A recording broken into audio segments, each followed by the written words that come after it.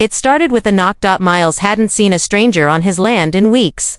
That was the whole point of moving out here, 5 acres of quiet, just beyond the border of Willow Ridge. Far from the noise, rules, and fake smiles of suburban life. So when 3 strangers in crisp polo shirts and clipboards showed up on his porch one Friday morning, he already knew this wasn't going to end well. The woman in the middle stepped forward like she owned the place. "Good morning, sir. I'm Karen Whitfield, president of the Willow Ridge HOA. We just wanted to come by and inform you personally, there's been a slight boundary shift." Miles didn't even answer. He just stared. She cleared her throat. "It appears that, due to a recent update in county development plans, your southern acre now falls under Willow Ridge HOA jurisdiction. It's been incorporated into the new expansion. And we've already begun construction on our community pool." Miles squinted at her. "You're telling me? You're building a pool on my land?" "Well," she said, flashing a brittle smile, "technically, it's our land now. The county approved the realignment 3 months ago. You should have received a notice." "I didn't," he said flatly. Karen looked past him, scanning the property. "Be that as it may, the foundation's already being poured. Feel free to come, see it for yourself." She turned and walked away like a queen dismissing a servant.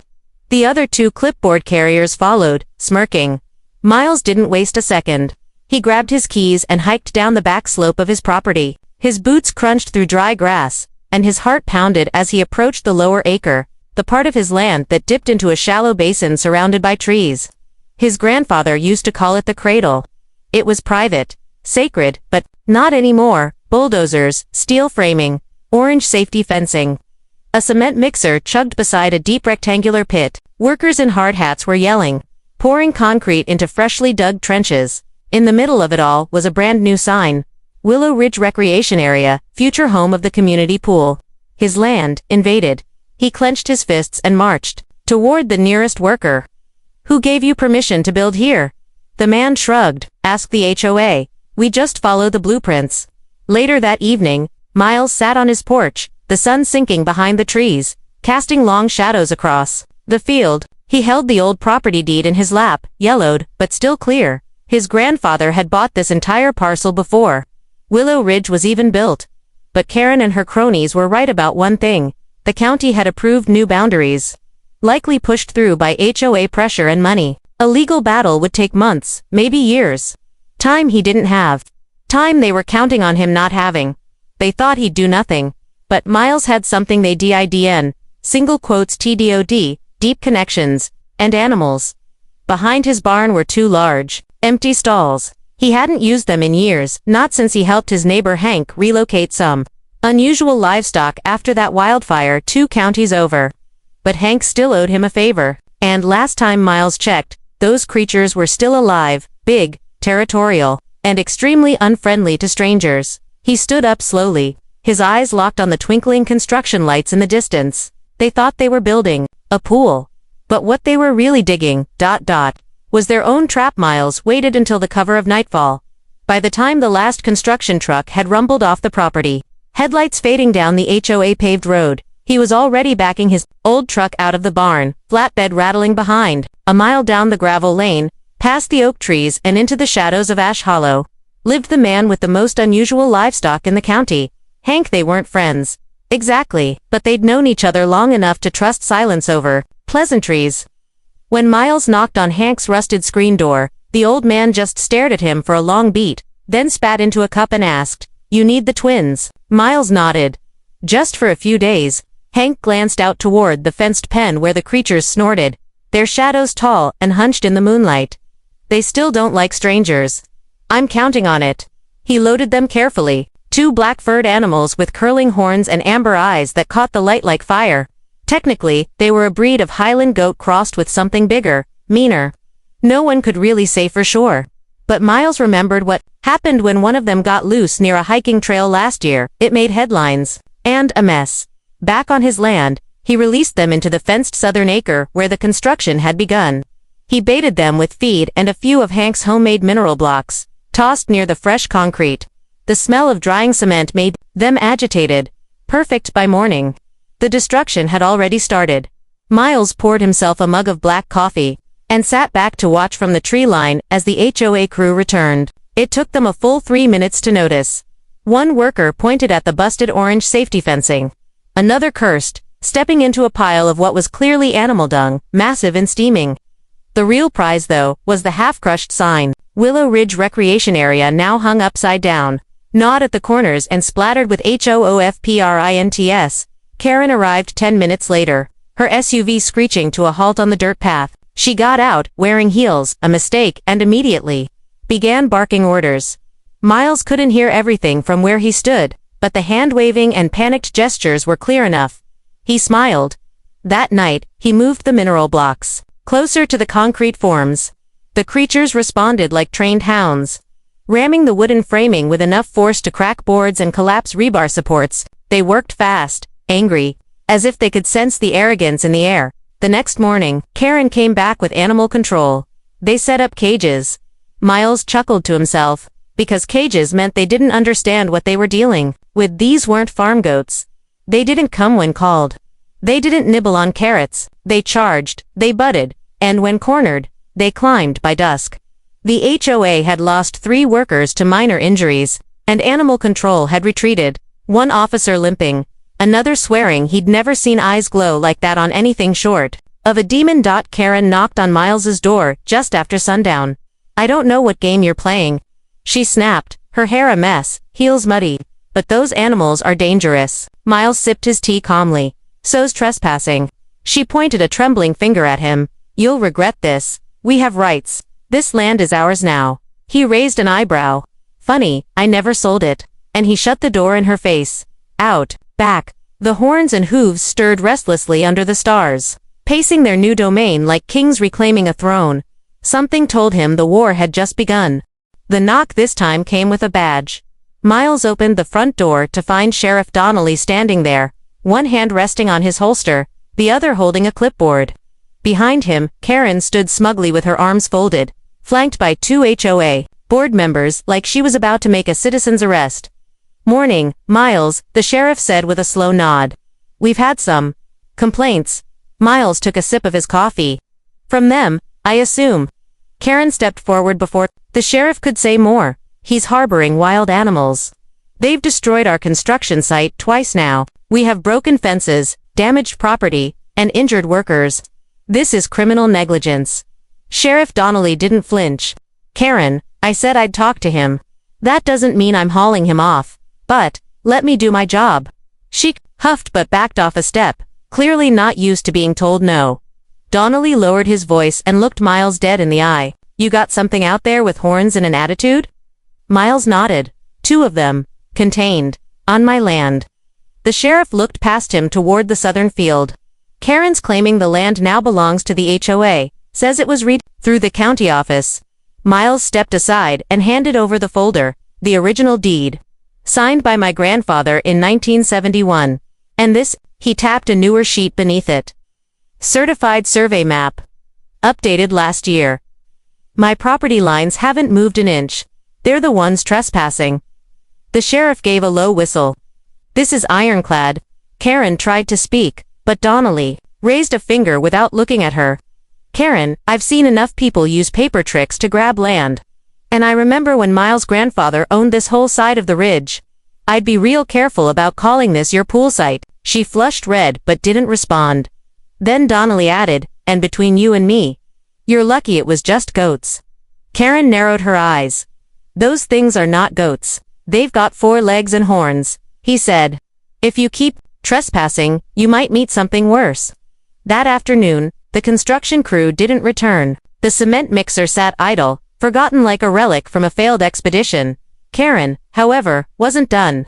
Not even close. Miles spent the evening tending to the creatures, brushing their thick coats, refilling water buckets. They didn't mind him. They never had. As dusk settled in, he caught sight of something glinting in the distance.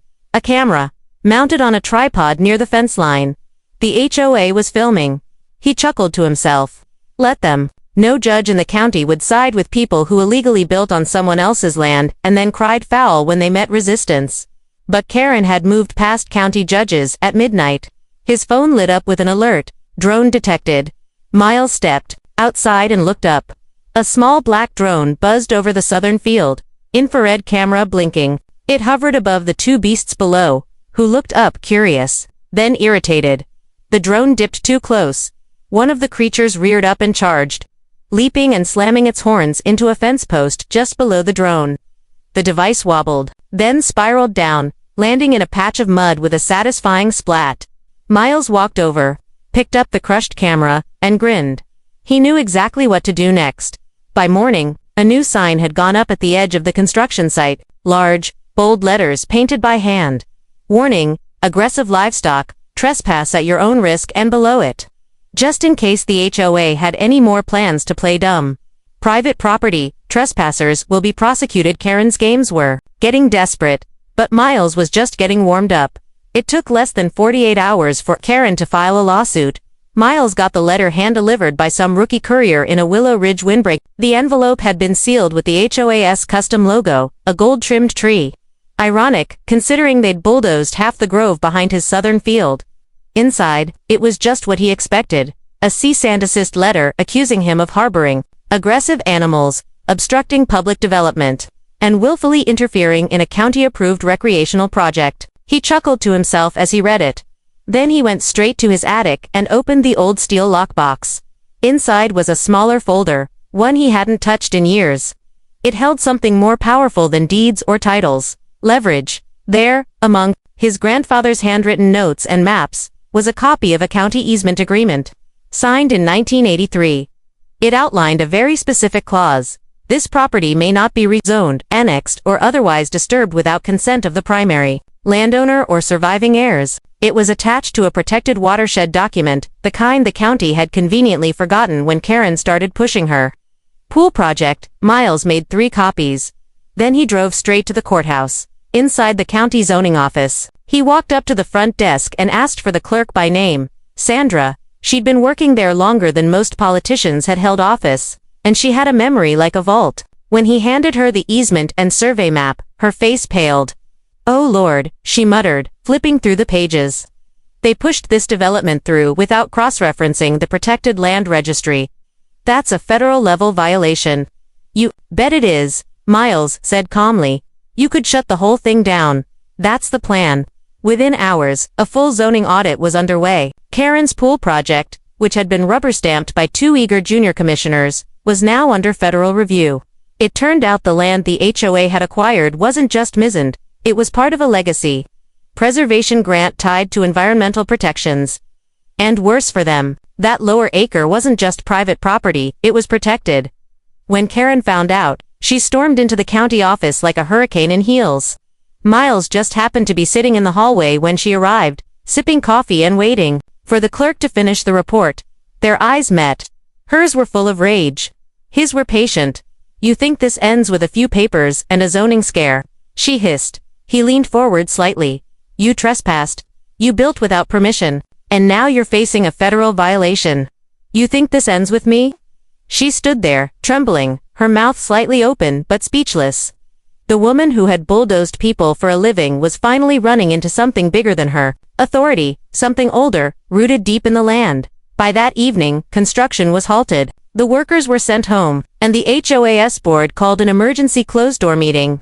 Rumors flew fast, embezzlement, lawsuits, even Karen's job being on the line. But Miles wasn't done.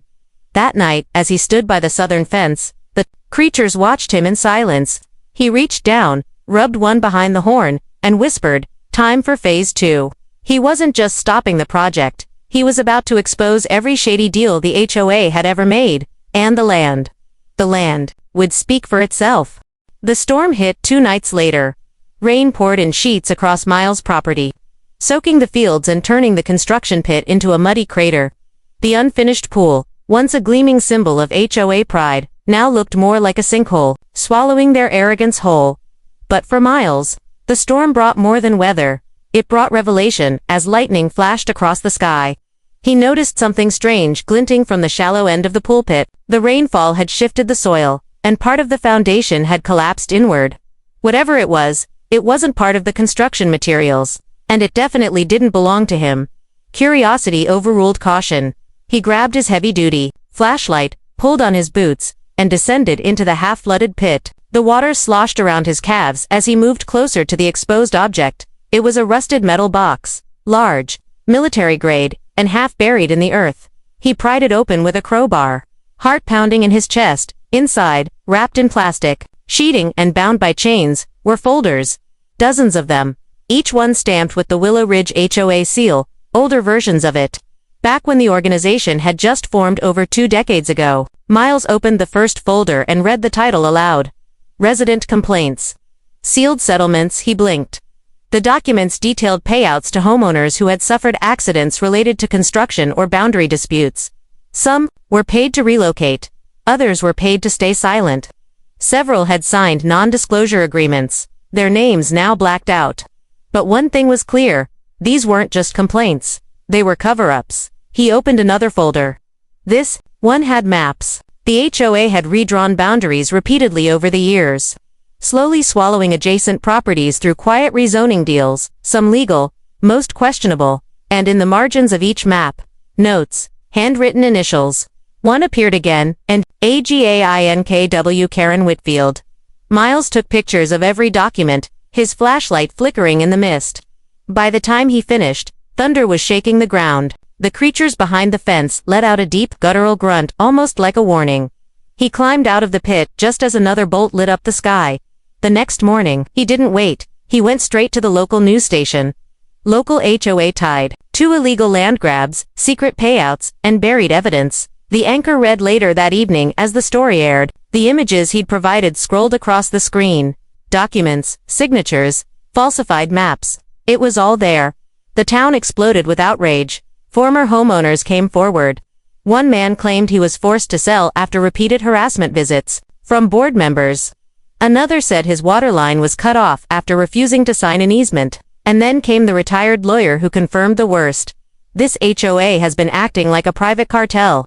What Miles found is just the tip of the iceberg. Karen didn't appear in public the next day, but Miles knew where she'd gone. He spotted her SUV that night, parked down by the pool pit, alone, no construction crew, no board members. Just her in the rain, standing at the edge of the disaster she tried to bury. She looked down into the mud, into the crater, and then, she screamed. Miles, watching from the trees, narrowed his eyes, because he knew what she had just realized. That wasn't the only box buried under the pool. There were more, and one of them held something much darker. Something no one was supposed to ever find. The next morning, the air was different. Even the creatures could sense it. They paced near the southern fence, restless, snorting with nervous energy. Something beneath the earth had stirred, and it wasn't done rising. Miles returned to the pit just after dawn. Karen was long gone, but her tire tracks were still fresh. In the mud, he slid down carefully, flashlight in hand, and found what he was looking for. A partially exposed box, half collapsed under the far corner, but it wasn't like the others. This one was wooden, older, the edges rotted, the lock rusted beyond recognition. It looked like it had been buried for decades, maybe longer. Miles hesitated for the first time since this war began. He forced the lid open. The stench hit him like a wave, damp, moldy, and faintly metallic. Inside were fragments, fabric, a cracked leather boot, and bones, small ones, human. He staggered back, bile rising in his throat. Buried under what would have been a luxury pool, was a child's shallow grave? Miles called the sheriff immediately. By the time Donnelly arrived with a forensics team, yellow tape was already circling the site. Karen was nowhere to be found. Her name had already made the morning news, tied to the HOA's shady history, but this was a whole new level. They worked for hours, pulling more remains from the soil. It was clear this wasn't an isolated case. 3 more boxes were discovered, each older than the last, each containing bones, clothing, toys, no IDs. Sheriff Donnelly looked pale as he lit a cigarette beside the scene. This ain't just fraud, Miles. This is history buried, literal history. And it's about to tear this whole town apart. Who buries bodies under HOA land? Miles asked, quietly. Donnelly sighed. Someone who thought no one would ever look. That evening, the press arrived. Drones buzzed above. Reporters knocked. Miles didn't answer any of them. He had work to do. Because if Karen had known these were here, it meant she was more than just a power-hungry board president. She was a gatekeeper, a protector of the HOA's darkest secret.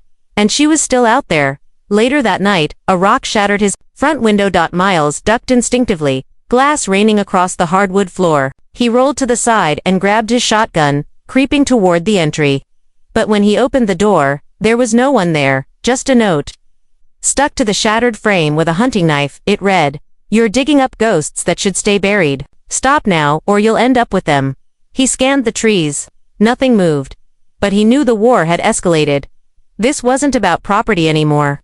This wasn't even about revenge. This was about something much older, something that had stained the land before the HOA ever poured concrete, and now, thanks to Karen, it was surfacing. The sheriff's voice echoed in his head. History. Miles stood in the doorway, shotgun in one hand, the wind blowing through shattered glass behind him. Somewhere beyond the tree line, the creatures let out a low, unearthly bellow, almost like a warning. The land was awake now, and it had memories. For 2 days, Karen Whitfield vanished. No one had seen her. Not her HOA board. Not her neighbors. Not even her husband, who quietly packed a bag and left town under cover of darkness. The sheriff issued a missing person bulletin, but everyone knew the truth. Karen wasn't missing. She was hiding. Miles knew it too. He wasn't sleeping much. Not since the bones were uncovered, and especially not after the warning knife was embedded in his front door. The goats, if they could even be called that anymore, had grown restless. One of them had begun pawing the dirt in circles at night, like it sensed something coming. On the third night, a letter arrived, no envelope, just folded paper, wedged into the crack of his back door. In careful cursive, "Meet me where it started, before midnight. Come alone." The note wasn't signed, but he didn't need a signature.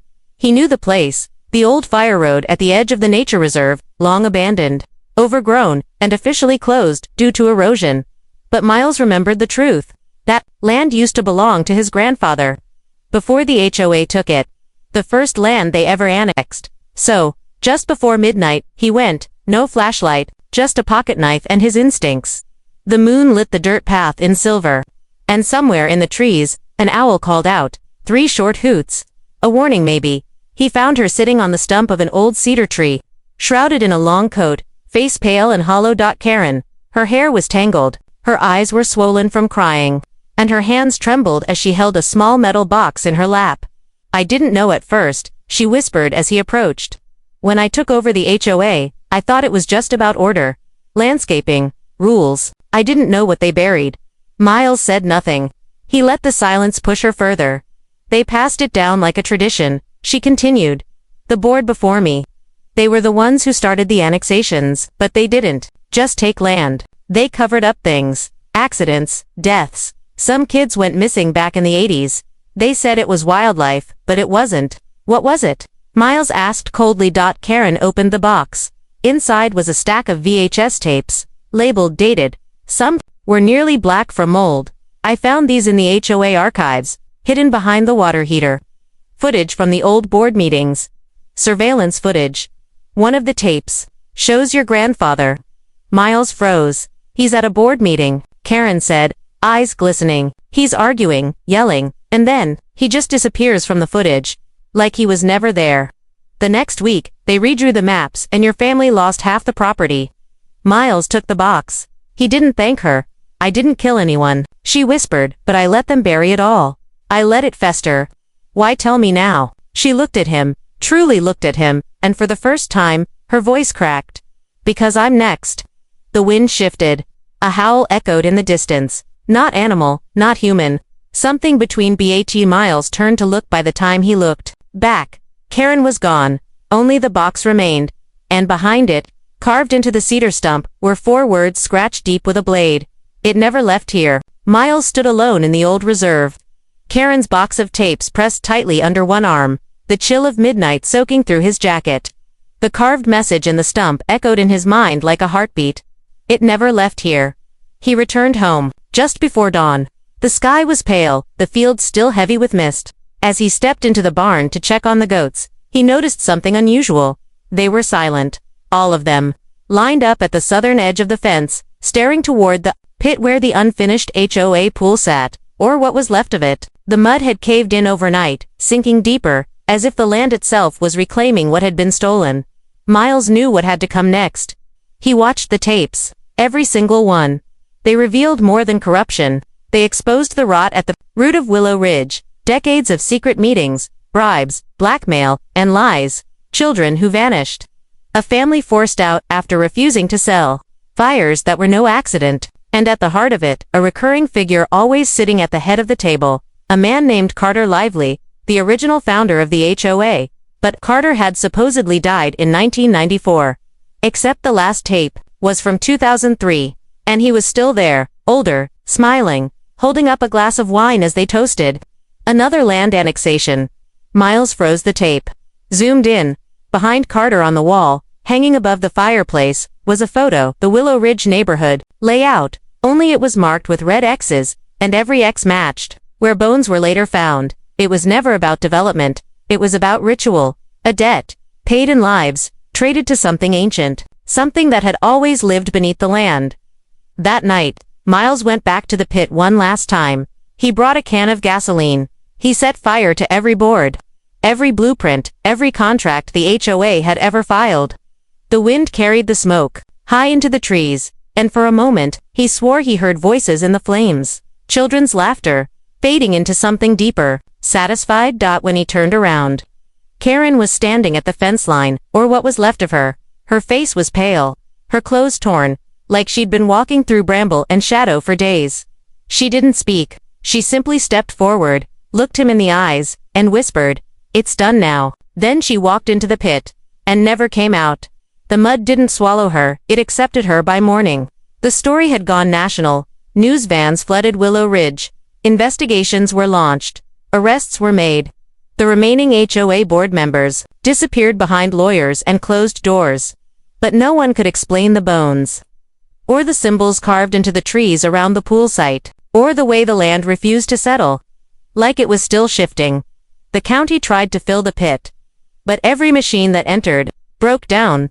Miles never tried to stop them.